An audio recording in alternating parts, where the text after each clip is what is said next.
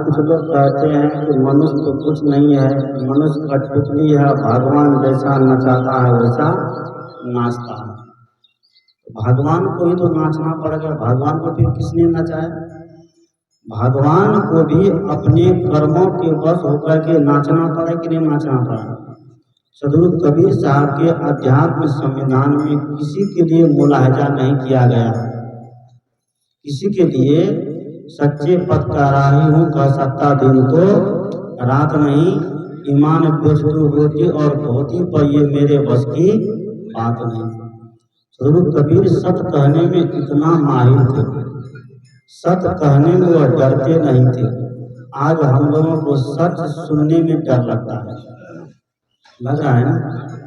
एक महापुरुष थे कि जो सच कहने में डरते नहीं थे, और एक आज हम लोग हैं कि सच सुनने में क्या कर रहे हैं? डर रहे हैं। कबीर साहब ऐसे लोगों से पूछते हैं, क्या तू मनुष्य हो? क्या तू मनुष्य के खोल में हो, कि मनुष्य की शकल में हो, कि मनुष्य की अकल में भी हो, मनुष्य की आकृति में हो, कि मनुष्य की प्रकृति में भी हो? अगर मनुष्य की आकृति में है और मनुष्य की प्रकृति में नहीं है तो मनुष्य कहलाने का अधिकारी आप नहीं है। मनुष्य की शकल में है लेकिन मनुष्य का अकल नहीं है, आप तब पर भी मनुष्य कहलाने के अधिकारी नहीं है। वही मानव की चर्चा सदगुरु कबीर करते हैं। सदगुरु कबीर का विषय, सदगुरु कबीर का सिद्धांत ही मानव से चालू होता है कि दुनिया में अगर मनुष्य सुधर जाए, अगर मनुष्य सही रास्ते पर आ जाए, मनुष्य सीधी रास्ते पर आ जाए, तो दुनिया का कोई भी प्राणी दुखी नहीं रहेगा। आज और प्राणी दुखी है, किसके चलते? मनुष्य के चलते कि अपने चलते? बकरा दुखी है, किसके चलते? मुर्गा दुखी है, किसके चलते? गाय भैंस दुखी है, किसके चलते? बकरी छकरी सब दुखी है, किसके चलते? मछली अंडा जिसको जिसको काट काट के खाता है वो दुखी है, किसके चलते? मनुष्य के चलते कि भगवान के चलते? इस मनुष्य के चलते दुखी। से संत ने लिखा क्या, एक दिन तूफान कम हो जाएगा, खुद ब खुद पाषाण नम हो जाएगा, स्वर्ग चुनेगा धारा के बड़ चरण, आदमी जब आदमी हो जाएगा। मनुष्य जिस दिन मनुष्य हो जाएगा तो कहते हैं कि स्वर्ग का देवता उतर करके मनुष्य का वंदना करेगा, उसका चरण छुएगा कि ऐसा शरीर मुझे भी मिले तो मैं भी क्या करूंगा? यही मानवता का काम करूंगा, मैं भी यही मनुष्य होने का काम करूंगा। तो कबीर कहते हैं क्या, हे नर हरि में लगिए। मनुष्य होने की जो क्लास है, मनुष्य होने की जो कक्षा है, मनुष्य होने की जो प्रक्रिया है, जैसे खेती करने की प्रक्रिया होती है ना। पहले जोते जाते हैं, खेती के विषय में जानकारी इकट्ठी किए जाते हैं। आज देखिए कृषि वैज्ञानिक घूम घूम करके गांव गांव में कैंप लगा करके लोगों को समझाते हैं कि इस तरीके से खेती करिए, खेती में फर्टिलाइजर का प्रयोग कम करिए, जहाँ तक हो कि कंपोस्ट खाद उसमें दीजिए। आज वैज्ञानिक घूम घूम करके गांव गांव में कैंप लगा लगा करके इस धरती की उर्वरा शक्ति को बढ़ाने के लिए उस प्रशिक्षण देते हैं। सदगुरु कहते हैं उसी तरह मनुष्य होने का भी प्रशिक्षण दिया जाता है। मानव शकल से हो जाना मानव नहीं है, आकृति से मनुष्य हो जाना मनुष्य नहीं है। जैसे शकल से मनुष्य है तो अकल से भी क्या होना पड़ेगा? मनुष्य होना पड़ेगा। आकृति से मनुष्य है तो प्रकृति से क्या होना पड़ेगा? मनुष्य होना पड़ेगा। आप कहेंगे कि आकृति और प्रकृति क्या है? इस शकल और अकल क्या है?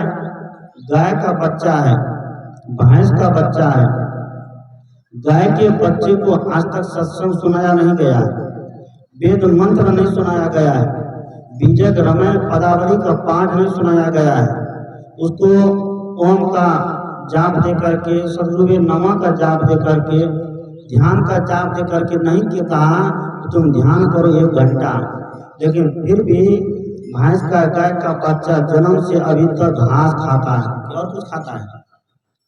ये मानव होने की प्रक्रिया देखिए। गाय का, भैंस का, बकरी का बच्चा अभी तक क्या खाया है? घास खाया है। उसको कोई गायत्री मंत्र पढ़ाया था क्या? वह घास खाया है और जीवन भर क्या खाएगा?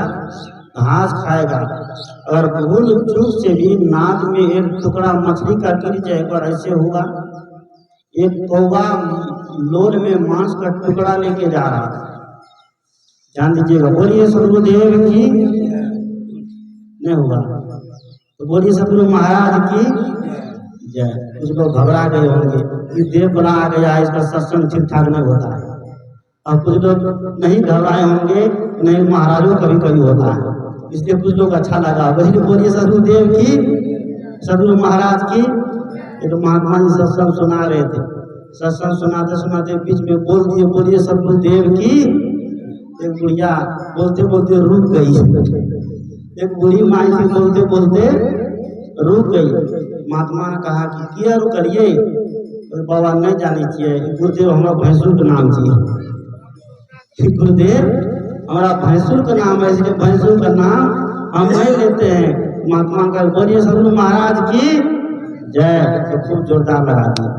मैंने कहा क्या कह रहा था मैं? कौवा अपने चोंच में मांस का टुकड़ा लेकर के जा रहा था। तो मांस का टुकड़ा संयोग से कौवे के चोंच से छूट करके गाय के नाद में गिर गया। जैसे मांस का टुकड़ा गाय के नाद में गिरा तो गाय भोजन करना बंद कर दिया। गाय 10 लीटर दूध देती है, दोनों दिन दूध क्या होने लग गया? कम होते गया, कम होते गया। और गाय वाले का तो सर्दी गर्मी उतरता है कि गाय नहीं खाती है, नहीं दूध देती है, तो गाँव समाज में देखते हैं ना, झालरवा सब कम नहीं होता है। तो गाय का नजर लग गया, क्या लगा दिया? तो ये गाय को नजर लगा दिया है। और मंत्रिया सब जो होता है अपना मंत्र एकदम सीधे करके रखता है, गाय का नजर काट देता है, मंत्र मार करके सिर का दर्द खत्म कर देता है। मंत्र मार करके डेनिया रात में गांठ हाँकती है, 12 बजे रात को, 12 बजे दिन को नहीं। कब कब हाँकती है? मंत्र से डेनिया 12 बजे रात में क्या हाँकती है? गांठ हाँकती है। इनमें जो पूछी कि दिन में क्यों नहीं हाँकती है? दिन में उसका मंत्र काम नहीं करता है। अगर मंत्र असली होगा तो 12 बजे दिन में भी क्या करेगा? काम करेगा। और नकली होगा तो 12 बजे रात में भी उसका मंत्र काम नहीं कर सकता। और लोगों ने कहा कि गाय को कर दिया है, नजर लगा दिया है। मंत्रिया के पास गया, मंत्र ला करके गाय को झड़वा फुकवा के सोचा कि अब तो गाय खाने लग जाएगी, लेकिन फिर भी गाय खाना नहीं खाती। नाद में चारा देता है, पानी देता है, ठंडी देता है, दाना देता है, हर चीज देता है, लेकिन गाय कभी नहीं खाती। और ग्वाला को लगा कि मंत्र से नहीं ठीक हुआ, अब डॉक्टर के पास जाना पड़ेगा। डॉक्टर के पास गया। डॉक्टर के पास जब गया तो डॉक्टर गाय जाकर देखा, जांच पड़ताल किया, दवाई दिया, कहा कि 2 दिन तक गाय को दवाई खिलाइए, गाय ठीक हो जाएगी। गाय को 2 दिन तक दवाई दी गई, लेकिन गाय ठीक नहीं हुई। जब गाय ठीक नहीं हुई तो बेचारा घर वाला तो बड़ा परेशान। देखिए सत्संगी तो क्या करते हैं, जो सत्संगी होते हैं तो पहले अपने गुरु से, अपने संत से नहीं पूछते हैं, वो पहले इधर उधर भटकता है। जब भटकन में अटकन लगता है तब जाके कहाँ जाता है? महात्मा के पास जाता है। संयोग से उसी दिन कबीर साहब उसी रास्ते से जा रहे थे। कबीर साहब उसी रास्ते से जा रहे थे, अपना चलवा के देखा कि मुंह लटका के बैठा हुआ है। क्या बात है, इसके ऊपर क्या विपत्ति आ गई, मुंह लटका के बैठा है? ध्यान से सुनिएगा, बोलिए सदगुरुदेव की, सदगुरु महाराज की। दोनों जोते चलिए, ठुक नहीं रही।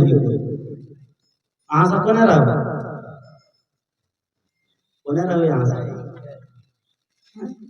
यहाँ से सब पीछे बैठे, आगे बैठना चाहिए। अब सबको समान अधिकार हो गया, हुआ है कि नहीं? आप लोग गड़बड़ करते हैं, गुरुओं का अधिकार छीनते हैं। आप राष्ट्रपति तक देखिए यही बनने लग गई है। इसलिए बोलिए सदगुरुदेव की। तो तो तब कबीर साहब आया, देखा कि हमारा चरवा मुंह लटका के बैठा है, क्या कारण है? जाके पूछा क्या बात है? कहा गुरु जी एक गाय है, एकदम कामधेनु गाय है, 10 लीटर दूध देती थी, यही गाय हमारा गुजर बसर का जरिया था। इसी गाय को लेकर के हम भरण पोषण करते, दूध बेचते थे, अपना गुजर बसर करते थे, बच्चे को पढ़ाते थे, दिखाते थे, जगह जमीन खरीदते थे, सत्संग भजन कराते थे, इसी का आमदनी से। आप जब आते थे तो आपको भी भोजन के बाद दक्षिणा जो होता था इसी गाय की आमदनी से आते थे, देते थे। कभी साहब सोचा करता आज मेरा दक्षिणा पर भी संकट हो गया है, नहीं कुछ तरीका बताना चाहिए चरवा को, नहीं तो काम गड़बड़ा जाएगा, कोई युक्ति बतानी चाहिए। कहते हैं कि युक्ति से मुक्ति टहल से माल, आगे कोई युक्ति बताना चाहिए। क्या युक्ति? कबीर साहब ने कहा कि चलो मुझे दिखाओ। दवाई करवाए गाय को, कहा दवाई भी करवाए, गुरुजी झाड़वाए भी, फुकवाए भी, गोसा भी खिलवाए। बहुत लोग गाय घर का देवता नाराज हो गया है, घर का देवता भड़किया सब को बुला करके गोसा खिलाओ, चौपहरा पल्ला करवाओ, चौपहरे बोलते हैं, मैं लक्ष्मण बाबू भी करवाए थे। बोलिए सतगुरुदेव की, बोलिए सत्यनारायण भगवान की। आगे चौपल्ला करवाओ, वो भी करवा दिए। भगत करवाओ, भगत तो आग बार का करा दिए। देवता गोसाई चला, अच्छा दिया, पान दिया, लेकिन गए तब पर भी ठीक नहीं हुआ।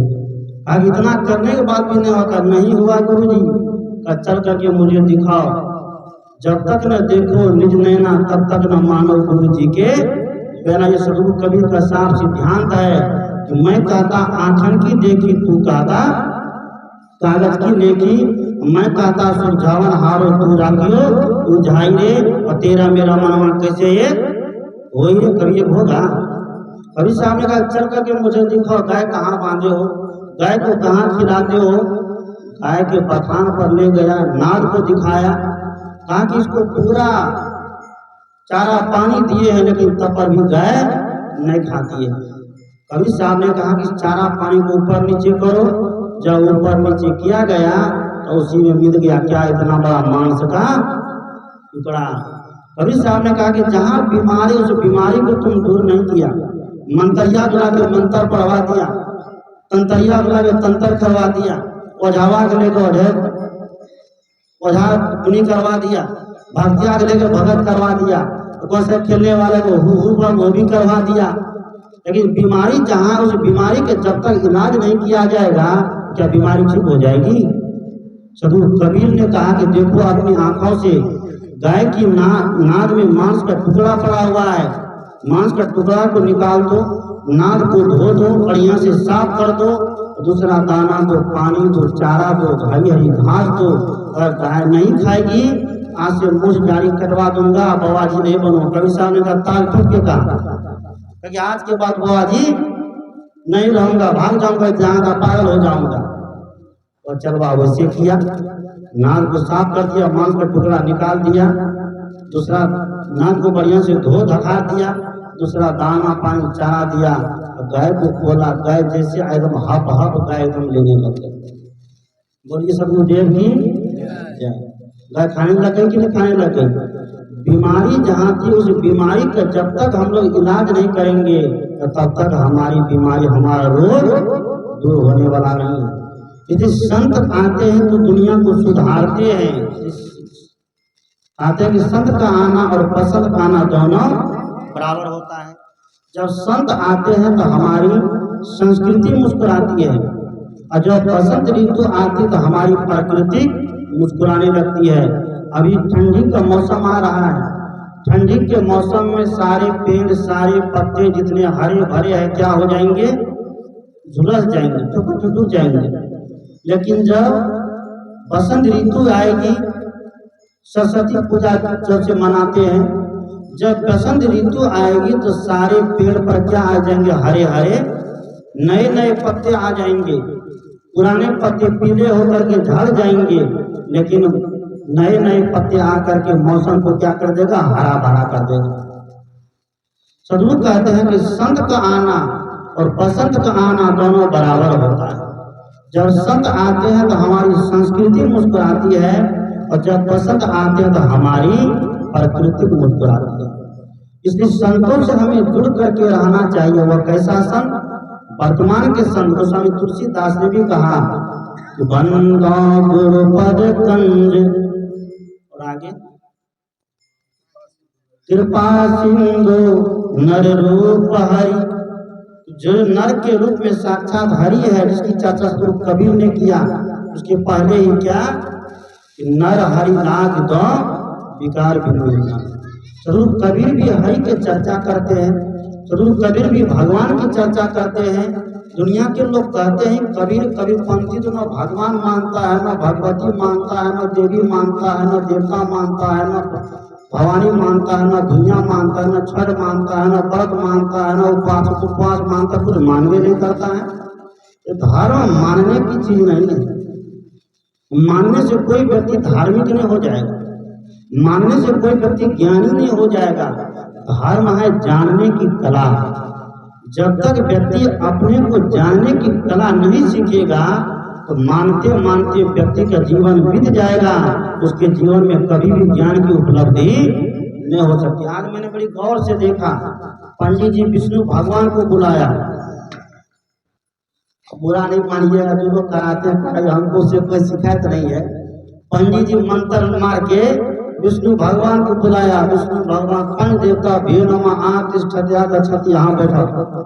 अब पंडित जी तांबुल से, दूब से, फूल से, कभी तीर से, कभी जौ से, कभी अक्षत से क्या दे रहा है, उसको भोग दे रहा है।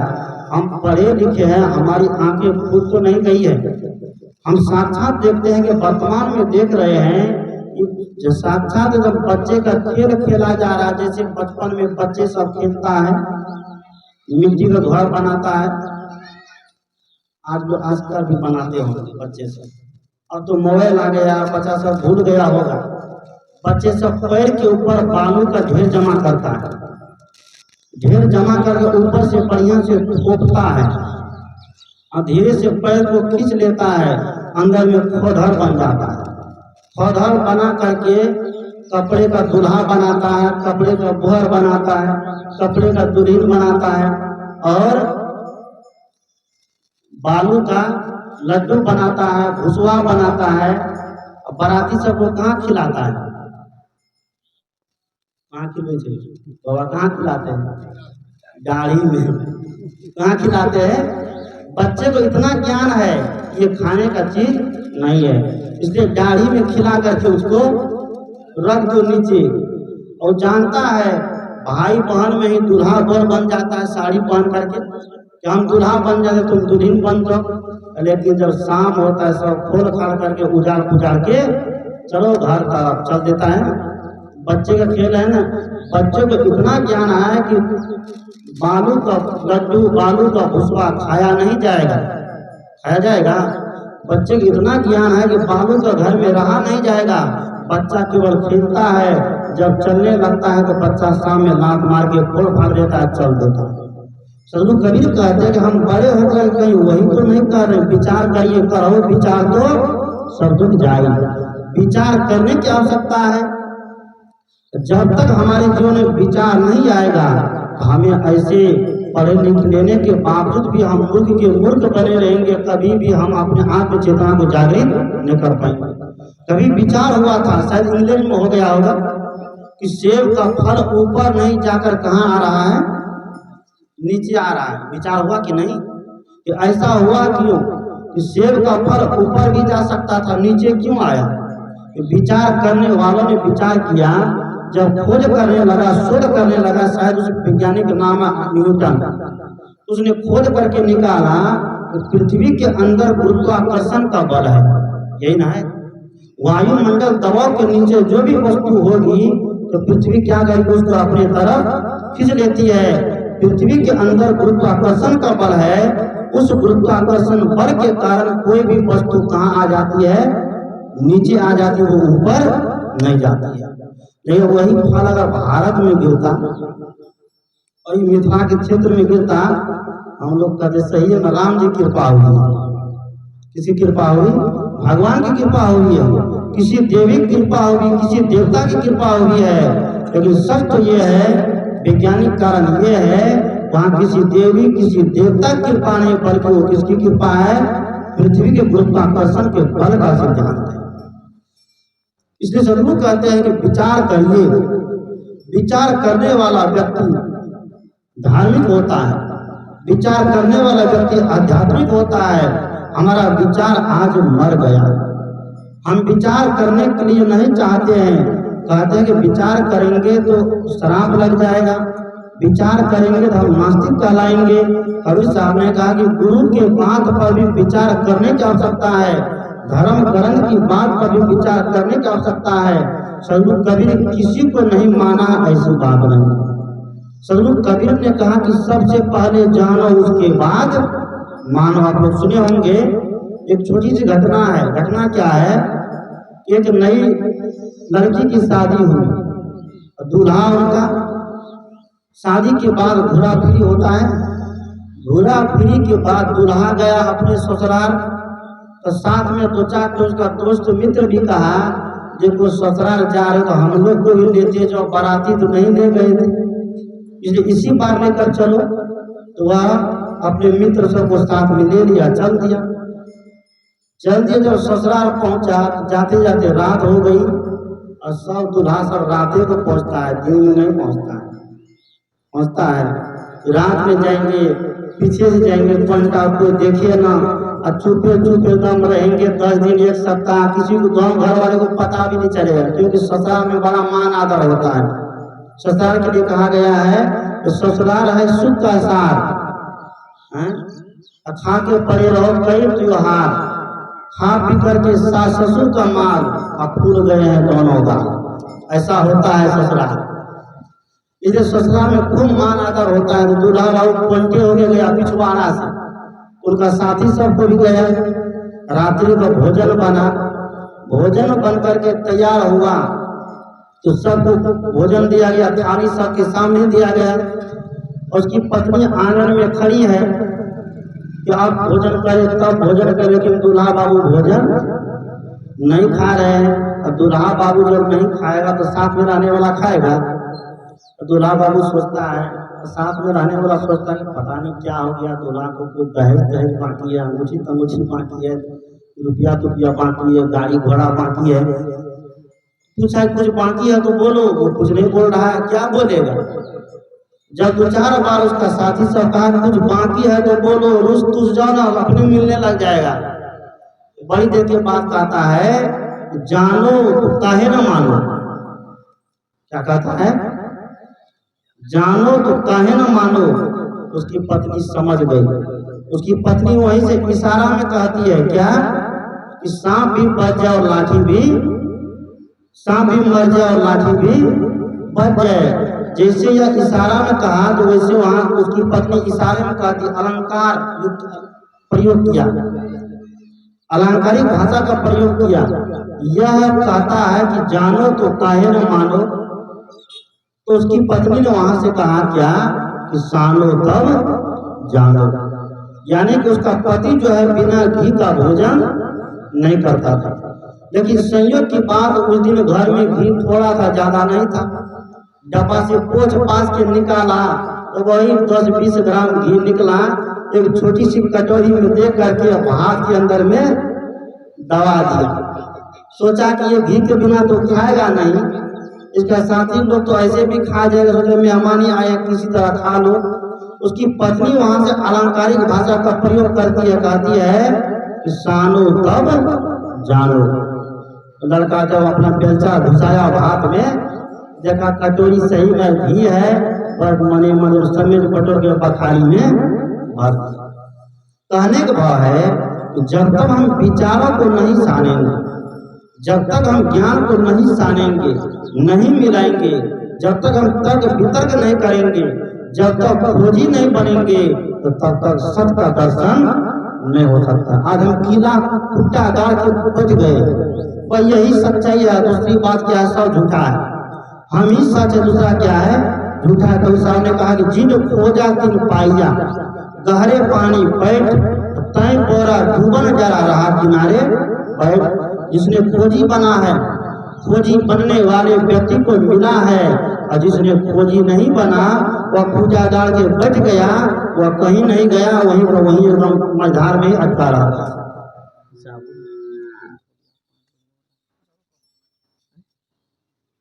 इस सदगुरु कहते हैं कि संत जब आते हैं तो दुनिया के लोगों में क्या जागृति होती है, उसकी आंख में चेतना जगती है। कवि साहब ने कहा, आत्म ज्ञान बिना नर भटके, कोई मथुरा कोई काशी, जैसे मृगा नाभि कस्तूरी, बन बन फिरत उदासी। आत्मज्ञान के अभाव में व्यक्ति भटकता है, कोई मंदिर में, कोई मस्जिद में, कोई गिरजाघर में, कोई गुरुद्वारों में, कोई मत में, कोई पंथ में, कोई संप्रदाय में, कोई हिंदू में, कोई मुसलमान बन के, कोई कुछ बन के, कोई कुछ बन के। इसलिए कबीर साहब एक ही बात करते हैं कि मूल क्या,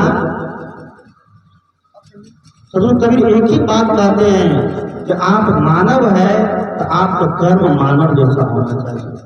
आप अगर मनुष्य है तो आपका व्यवहार मनुष्य जैसा होना चाहिए।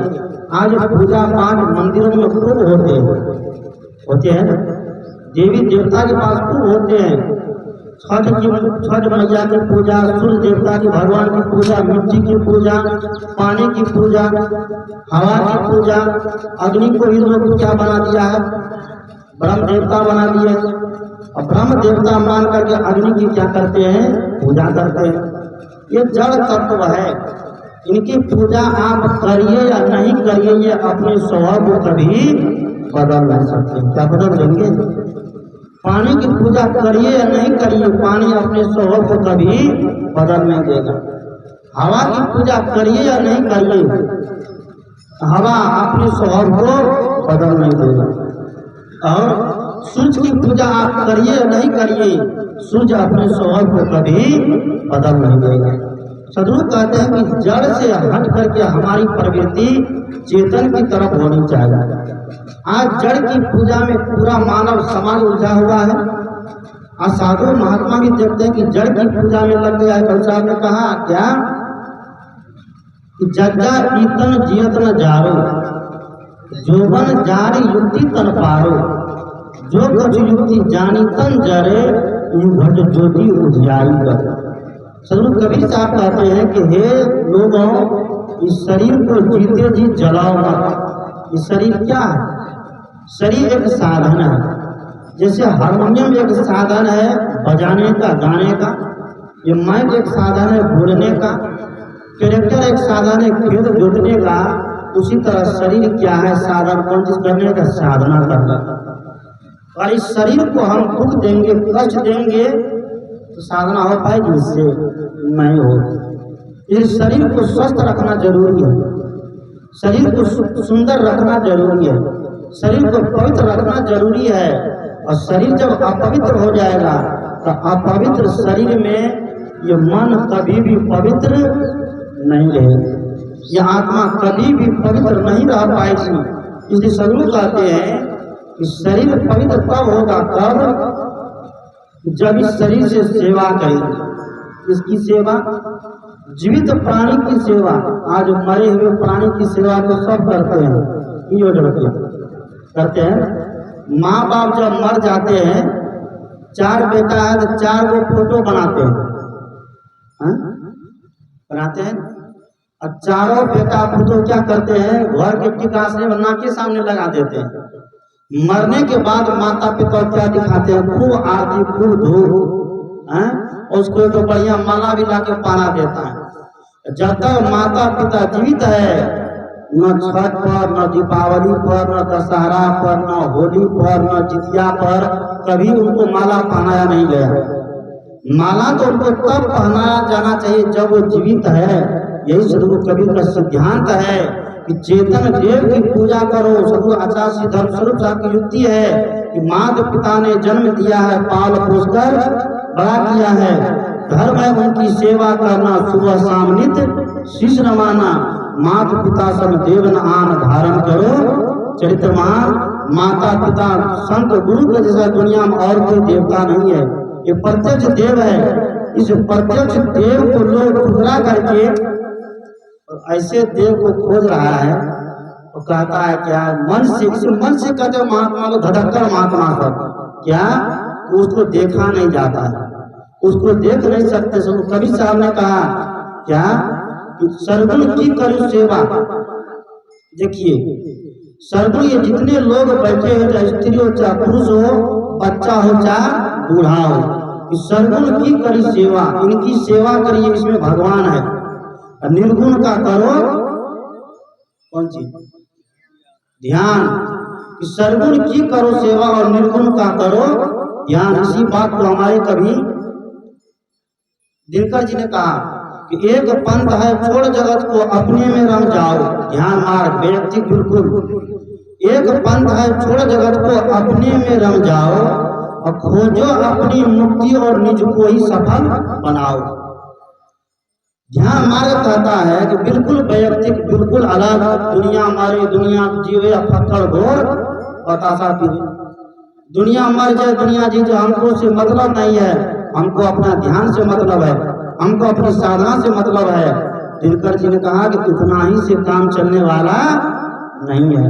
या आप ध्यान करते हैं, साधना करते हैं, यह आपका व्यक्तिगत काम है, यह आपका व्यक्तिगत विषय है। लेकिन आप समाज के लिए सेवा करते हैं, राष्ट्र के लिए सेवा करते हैं, परिवार के लिए सेवा करते हैं, 10 लोगों में आत्म चेतना को जगाने के लिए सेवा करते हैं, तो समझिए यही आपका क्या है, विकास का, ये सेवा का काम ही भगवान का काम है। जैसे कोई साधु, कोई महात्मा साधना करके ज्ञान को उपलब्ध हो करके वह कहे हम तो ज्ञानी हो गए, और दुनिया के लोगों को ज्ञान देने की क्या जरूरत है, काम चलेगा, ये चलता है। भगवान बुद्ध ने यही सोचा था। जब भगवान बुद्ध को बुद्धत्व की प्राप्ति हुई, उनको लगा तो दुनिया में तो सब माया अमोह में लिपटे हुए हैं, दुनिया में सब माया अमोह में उलझे हुए हैं। ये ज्ञान अगर हम दुनिया के लोगों को सुनाएंगे तो कोई सुनने वाला नहीं है। लेकिन फिर साधना में बैठे, और फिर जब दुनिया के लोगों के लिए सोचने लगे, उनको लगा कि नहीं, जैसे मैं पहले दुखी था, इसी तरह और भी लोग दुखी होंगे और मेरे जैसे जिज्ञासु जरूर होंगे। तब भगवान बुद्ध ने क्या किया, दुनिया के लोगों को उपदेश देने लग गया। दुनिया के लोग आत्म चेतना जगाने का काम करने लगे। उसने कहा कि अपने दीपो भव, आप अपना दीपक खुद जलाइए। दूसरे के दीपक से कभी प्रकाश लेते लेते एक दिन दीपक बुझ जाएगा और ज्ञान का क्या हो जाएगा, समाप्त हो जाएगा। लेकिन आप अपना प्रकाश माता पिता की सेवा करके, संत गुरु की सेवा करके, तो आप अपनी आत्म चेतना को जगा दिए, फिर ये आत्म चेतना कभी शुद्ध होने वाली नहीं। आज कुछ दिन पहले हमारी माता बहन दीपावली मनाई, और दीपावली में क्या करते हैं, दीपक जलाते हैं। ऐसी मान्यता है कि राम जी इसी दिन कहाँ आए थे, अयोध्या आए थे। राम जी इसी दिन अयोध्या आए थे।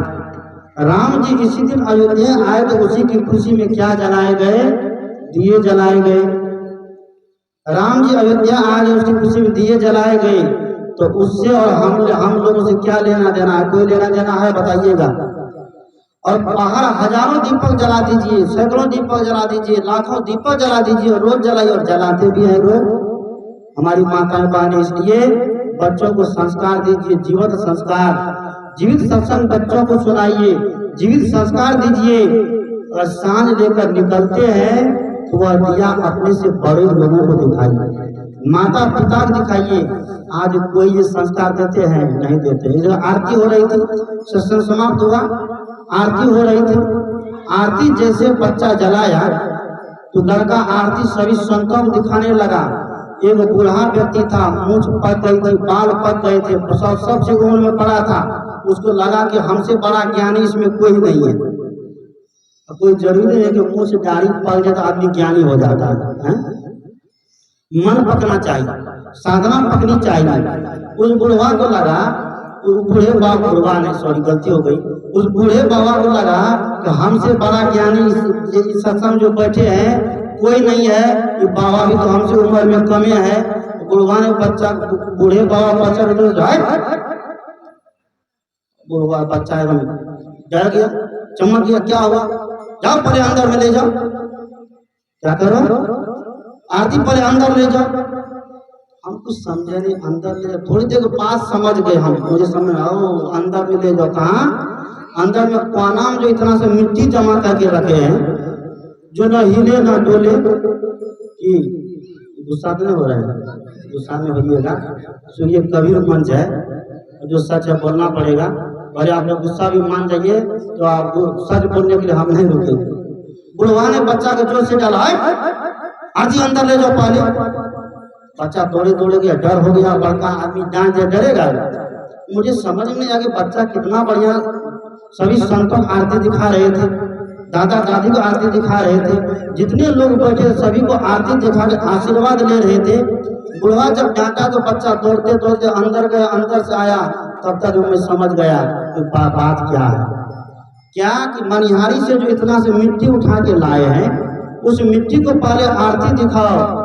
एक तो घर लेकर के गिरथान बन करके अकेले बैठे रहता है, सही या गलत है यार बताइएगा। उस घर में कोई जूठा हाथ में लेके नहीं जा सकता है, चप्पल तक नहीं लेके जा सकता है। मैं अपने जीवन की घटना बताऊं, बचपना थी मेरी, मैं बचपन में पढ़ रहा था, जानते हैं बच्चे सब बचपन में सरस्वती खूब पूजा करते, खूब तो सरस्वती पूजा जब आई, मैं अपनी घटना बता रहा हूँ, तो मेरे भी मन में हुआ, देखा देखी, ये देखा देखी होता है, तो हम भी घर में क्या करें, सरस्वती की पूजा करें। तो जो कोहबर घर था, जो बसर घर था, उसी घर में सरस्वती का फोटो लगा कर, फूल लगा कर, सजा करके पूजा करने लगे। संयोग की बात, दिया जो नीचे जल रही थी, वह दिया से अब फूल जो लटक रहा था कागज का, उसमें आग लग गई। आग लगी तो लटकते, आग लगते लगते लगते कहाँ चली गई, ऊपर।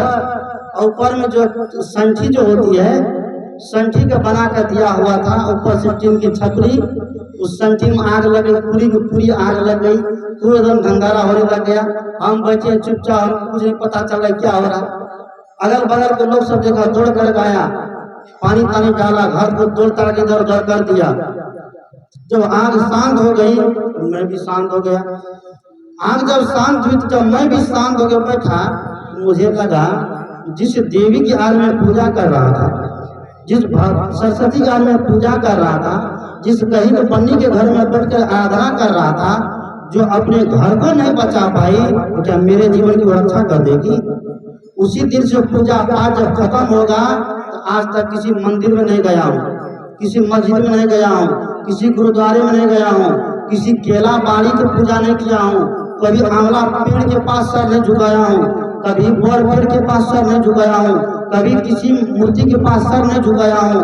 और आज तक मन पर बैठ करके चैलेंज देकर बोलता हूँ, कोई बेनिया है, कोई तंतरिया है, कोई मंतरिया है, कोई ओझावा है, कोई बैगा है, अगर उसका मंत्र काम करता है तो वह मेरे ऊपर चला के देख ले, और मेरा कुछ बिगाड़ लेगा तो मैं महात्मा को करना छोड़ दूंगा, मैं महात्मा नहीं होगा।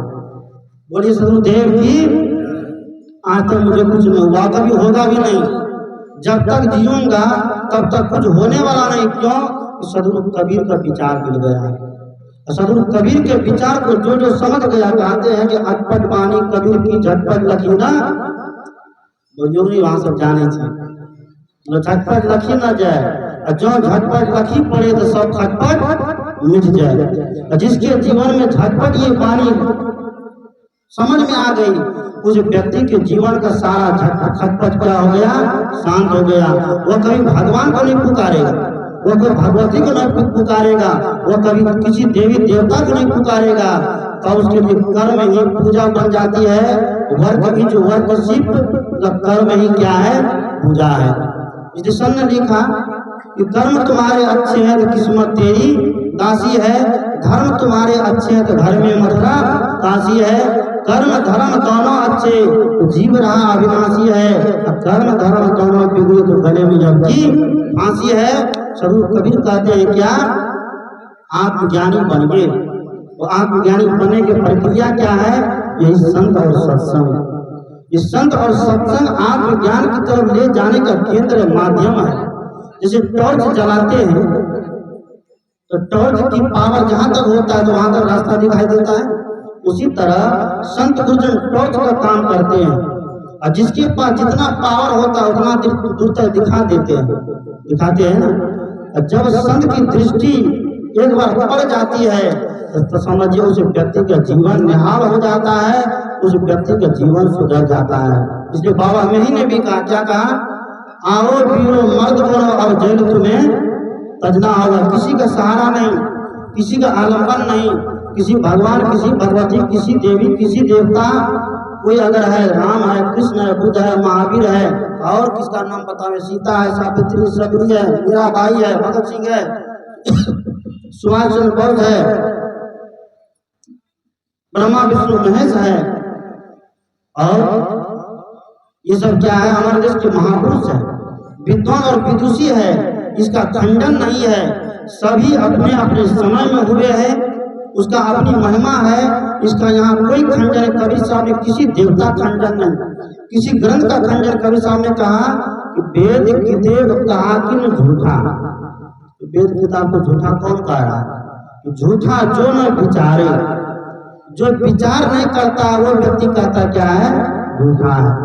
वेद किताब कहा कि झूठा, झूठा जो न विचारे, और सब गठ एक एक के लेके भाई पूजा के मारे, जेते औरत मर्द पाने सो स्वरूप तुम्हारा, कबीर पोंगरा अल्लाह राम का स्वरूप पीर हमारा।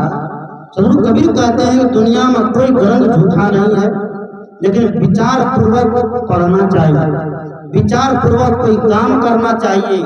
जीवन भर मैंने कहा, जब से सदगुरु कबीर की दृष्टि मिली है तब से ये सिर कहीं पर नहीं झुका है, जब भी झुका है तो जानदार प्राणी के साथ झुका है। चाहे वो घर गृहस्थी में रहने वाले हो और हमने से उम्र में दराज है, उसके सामने यह झुकेगा तो उसके अंदर क्या है, प्राण है। लेकिन आज देखिए देवी के नाम पर, देवता के नाम पर, काली के नाम पर, अभी काली पूजा चल रही है कि चल रही है, उसके नाम पर क्या दिए जाते हैं, गर्दन कटवाया जाता है। तो काली माई जो गर्दन काटते हैं, अगर चढ़ा दिया जाता है तो हमारे लालचंद बाबा ने आज कहा, जब उसको चढ़ाया जाता है तो जिसको काटा जाता है, बकरा को, मुर्गा को कहिए तो ले जाकर के गड्ढा फेंक देने के लिए फेंकते हैं, क्या करते हैं, जब काट दिए तो उसका क्या काम होना चाहिए, अगला गड्ढा में दफना देना चाहिए, लेकिन नहीं दफनाता। क्यों? उसका तरवा बनेगा, बघरवा बनेगा। देवी के नाम पर, देवता के नाम पर है? अपना नाक से नेटा निकलता है तो क्या करता है, रोटी पहुंच देते हैं, की करे चाहिए, अपने नाक का नेटा निकलता है क्या करता है, रोटी परोसते हैं, फेंक देते हैं। कान का गुजू निकलता है तो क्या करते हैं, फेंक देता है। लेकिन बकरा का कानों का गुजुओ खा जाता है, नाक का नेटुओ खा जाता है। कैसा आदमी ये हो गया, मछली का हर चीज खा जाता है। जी जो गंदगी मछली साफ करे, आज उसको कौन साफ कर रहा है, मनुष्य कर रहा है। जो सुअर नाली को साफ करे, गौ समाज को साफ करे, आज उसको साफ कौन करता है, मनुष्य कर देता है। कहा तक हम बड़ा पढ़ा लिखा है, हम सुपर ग्रेजुएट है, हमें ये का BA किए हुए हैं, PhD किए हुए हैं, डॉक्टर की उपाधि लिए हुए हैं। कभी साहब पूछते हैं क्या, पढ़े उन्हें क्या कीजिए मन बोरा हो, अंत बिलैया खाए समुझ मन बोरा हो। कि पढ़ लिख करके क्या करोगे इतना, जब जीवन में इतना होश नहीं है कि खाना क्या चाहिए, क्या नहीं खाना चाहिए, करना क्या चाहिए, क्या नहीं करना चाहिए। हमारे मेडिकल साइंस वाले कहते हैं कि अंडा खाने से, बकरा का मांस खाने से शरीर में क्या बनता है, विटामिन, प्रोटीन। गामा पहलवान बन करके क्या करेंगे, पलटनियां मारेंगे, भलटनियां मारेंगे। लेकिन हमारा आध्यात्म संविधान कहता है क्या, काजू खाइए, किशमिश खाइए, बादाम खाइए, छुआरा खाइए, मुनक्का खाइए। भगवान कृष्ण माखन खा करके, घी खा करके, सही है गलत है? पटक पटक करके जरासंध का पसली तोड़ दिया, तोड़ा था ना, और किसका, कंस का पसली तोड़ दिया, हड्डी पसली एक कर दिया। और आज देखिए अंडा खाने वाला, मुर्गा खाने वाला थोड़ी देर में कहता हो बादे में स्वग्न लागे। इसे सदगुरु कहते हैं ये बहाना बनाने से काम चलने वाला नहीं है। दिनकर जी ने कहा कि एक पंथ है, छोड़ जगत तो अपने में रम जाओ, बिल्कुल ध्यान मार, थोड़ी देर के लिए अकेले हो जाइए, घर में बैठिए, साधना करिए। ये नखरा बनाने से राम मिलने वाला नहीं है। थोड़ा अगरबत्ती ले लिए, इस फोटो को दिखा दिए, उस फोटो को दिखा दिए, इस भगवान को दिखा दिए, उस भगवान को दिखा दिए, ऐसा करने से काम चलने वाला नहीं है। आप देखिए थोड़ी देर साधना में, आप आंख बंद कर दीजिए और आत्म चिंतन करिए, आत्म स्वाध्याय करिए। आप बैठ करके आंखों को बंद करके आपने जो गुरु बनाया है, मुझे सभी व्यक्ति को गुरु बनाना चाहिए। सभी के जीवन में गुरु होने चाहिए, सभी के गले में माला होनी चाहिए, क्योंकि वैष्णव का प्रतीक है, वैष्णव का चिन्ह है, वैष्णव का नियम है गले में माला। कुछ लोग कहते हैं माला तला से की है, मने में माला है, कपड़ा पहनने से की है, कईयों को मने में कपड़ा पहन लेते हैं। सूट बूट धोती कमीज कुर्ता जीन्स टी शर्ट ये सब काहे पहनते हैं? कहिए कि मने में कपड़ा पहन लेते काम चल जाएगा। चलते बाबा काम नहीं चलता है। सही बोले छे ना, मने में कोई कपड़ा पहन लेते काम चल जाता है।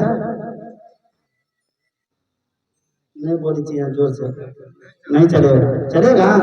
कोई कहेगा ट्रैक्टर में पेट्रोल डाल के क्या करेंगे, डीजल डाल के क्या करेंगे? मने में डीजल डाल दो गाड़ी चलने लगेगी, चलेगी? नहीं चल सकता है। वैष्णव का चिन्ह है, गले में कंठी माला होना जरूरी है। आज महात्मा लोग देखता हूँ कंठी माला उतरवा फटवा देते हैं। ये सदगुरु कबीर कहते हैं कंठी तो है काठ का, कर्म छुड़ावे कठोर, और जिसके गले में कंठी नहीं हुआ पार ब्रह्म का चोर। इसे सदगुरु कबीर दुनिया के लोगों को समझाने का प्रयास किया है, दुनिया के लोगों को सदमार्ग पर लाने का काम किया है, दुनिया के लोगों की आत्म चेतना जगाने का काम किया है। आत्म चेतना को जगाने के लिए आप थोड़ी देर बैठ करके ध्यान करिए, गुरु के मंत्र का जाप करिए, और गुरु के मंत्र पर मन टिक जाता है तो और कुछ करने की आवश्यकता नहीं है। और गुरु के मंत्र पर मन नहीं टिकता है, आप यहाँ पर एक बिंदु की कल्पना करिए, उस पर अपने मन को टिकाइए। अगर इस पर भी आपका मन नहीं टिकता है, आप शांत होकर स्थिर होकर बैठ जाइए और श्वास को देखते रहिए।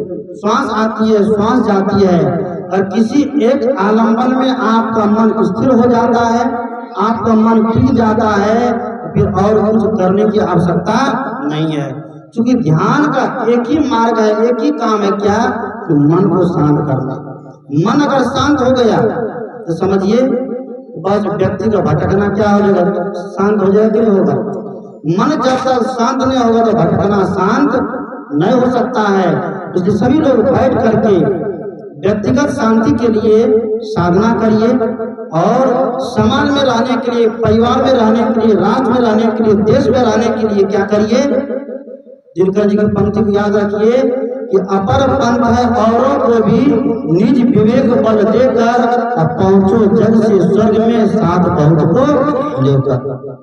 ये बिल्कुल प्रेम मार्ग, इस समाज में रहने का मार्ग, परिवार में जीने का मार्ग। समाज में रहने के लिए एकता की जरूरत है और परिवार में रहने के लिए प्रेम की जरूरत है। आज एकता के सूत्र में हमारा समाज बंध जाए और प्रेम के सूत्र में हमारा घर परिवार बंध जाए, ये समाज, ये घर भगवान जैसा दिखेगा ना? दिखेगा कि ना दिखेगा? सदगुरु कबीर कहते हैं कि यही काम आज करने की आवश्यकता है। हमारे प्रकाश बाबा भी बैठे हुए हैं, समय भी 5 बज गए हैं और 6 बजे तक सत्संग का ओवर भी करना है। इसलिए आइए एक भजन में और सुना देता हूँ और फिर मैं अपनी वाणी को विराम दे दूंगा। आप थोड़ा लय में बजाइए।